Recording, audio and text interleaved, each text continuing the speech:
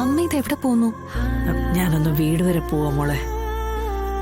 ശാരിയും പണിക്കാരും മാത്രമല്ലേ ഉള്ളൂ. പിന്നെ അച്ഛന്റെ കാര്യം നിനക്ക് അറിയാവുന്നതാണല്ലോ. അതിപ്പോ വീട്ടിലുണ്ടെങ്കിൽ തന്നെ ബുദ്ധിമുട്ടുള്ള ഒരു കാര്യത്തിലേക്കും തിരിഞ്ഞു നോക്കൂല. അല്ല അമ്മ ഇപ്പൊ ഇവിടുന്ന് പോയാ? പോയിട്ട് ഞാനിങ്ങി വരുമല്ലോ.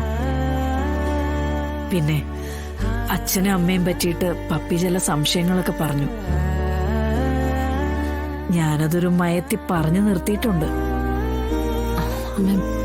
അമ്മയ്ക്ക് ഇവിടുത്തെ കാര്യങ്ങളൊക്കെ അറിയാലോ. പപ്പയുടെ കാര്യത്തിലുണ്ടായ തെറ്റിദ്ധാരണയും വഴക്കും എല്ലാവരുടെ ഉള്ളിലും ഉണ്ട്. വിഷ്ണുവേട്ടനെ കുറിച്ച് ഒരു അറിവും കിട്ടാത്തതിന്റെ സങ്കടവും വേദനയും എല്ലാം ഉള്ളിൽ ഒതുക്കിക്കൊണ്ട് ഞാൻ ഈ ഓട്ടം മുഴുവൻ ഓടുന്നു.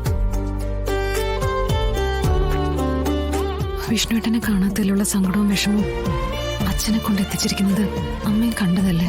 സത്യമ്മയുടെ കാര്യമൊക്കെ അറിയാലോ. ഈ അവസ്ഥയിൽ അമ്മ ഇവിടെ നിൽക്കുന്നത് എനിക്കൊരു സഹായം മാത്രമല്ല, ഒരു അനുഗ്രഹം കൂടിയാ.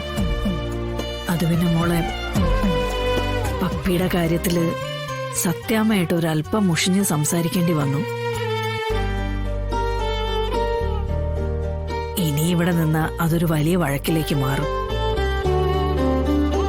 അതുകൊണ്ട് ഞാനൊന്ന് വീട്ടിലേക്ക് പോയിട്ട് വരാമെന്ന് പറഞ്ഞത്.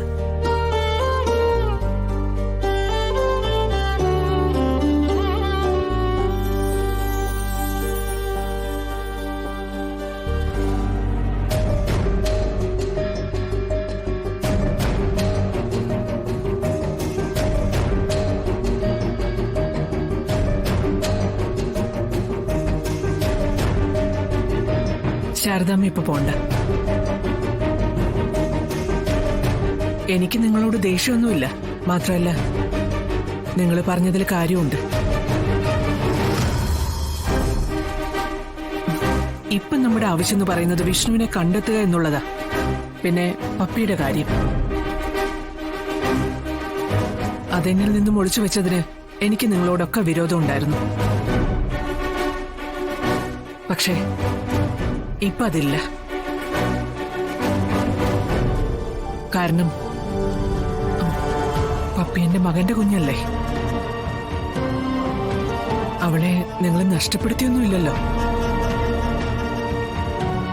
പിന്നെ ഇപ്പൊ എനിക്കറിയേണ്ട ഒരേ ഒരു കാര്യം വിഷ്ണുവിനെ കുറിച്ചാ.